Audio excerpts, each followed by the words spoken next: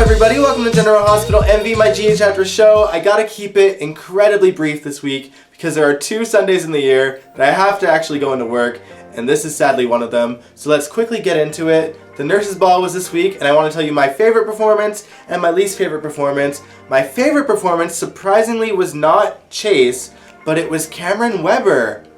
I had no idea that William Lipton was that talented. It turns out he's an actual musician. He just opened up for Charlie Puth like just a few weeks ago. That's insane. My least favorite performance, and I know that some people are gonna hate me for saying this, but I have to be honest, the Nurses opening number. Listen, I know that Epiphany and Amy and Deanne are good singers. Okay, they are great singers actually, but the problem is they are not powerhouse divas. You can't give them a song that's completely out of their range and expect that auto-tune will fix it, because then things like this happen. And this.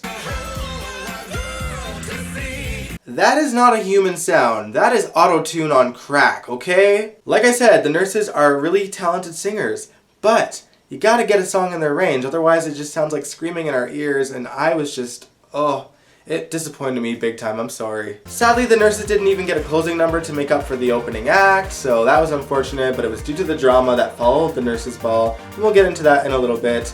The most touching moment for the Nurses Ball, obviously, goes to Jocelyn singing Oscar's song, and Oscar appearing in the crowd. That was just so sweet. But boy, did he leave pretty quickly. It was really weird.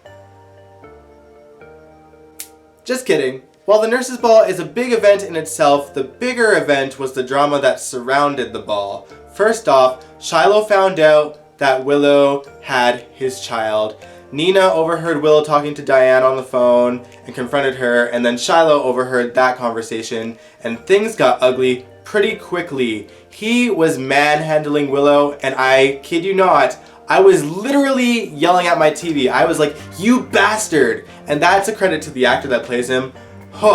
I was so heated, and then I was so anxious waiting for Michael to come and save her because we knew that he left the ball to go find her, and it just took him forever, and I was like, "Come on, Michael, get her!" Michael threw Shiloh off of Willow so fast, and I freaking loved it. I loved him coming to her rescue. That being said, I do not want Willow and Michael together. I love Willow and Chase. I hope they stick with that. And of course, there's more drama surrounding it. Lucas put 2 and 2 together pretty quickly and realized that Shiloh and Willow are the birth parents of their son. Well, so he thinks. We all know that that is Michael's son and not Willow's son, but it's just a mess. Just a mess. Shiloh was so heated that he just wanted to take Sam and get her into the trust as quickly as possible, so that set their plan in motion. And of course, she drank the tea, she got the tattoo, and then things, of course, as we all probably knew, went horribly wrong. Shiloh actually snuck Sam out of the house to have sex with her at that lighthouse.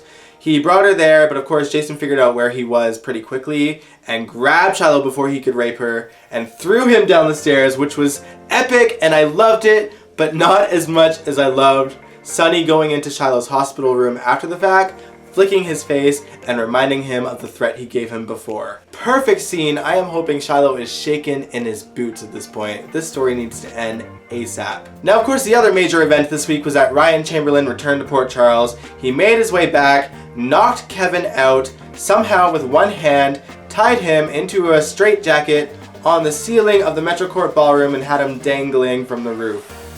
What? How in the hell did he do that? That doesn't make any sense. How did he even tie up Laura and Curtis for that matter?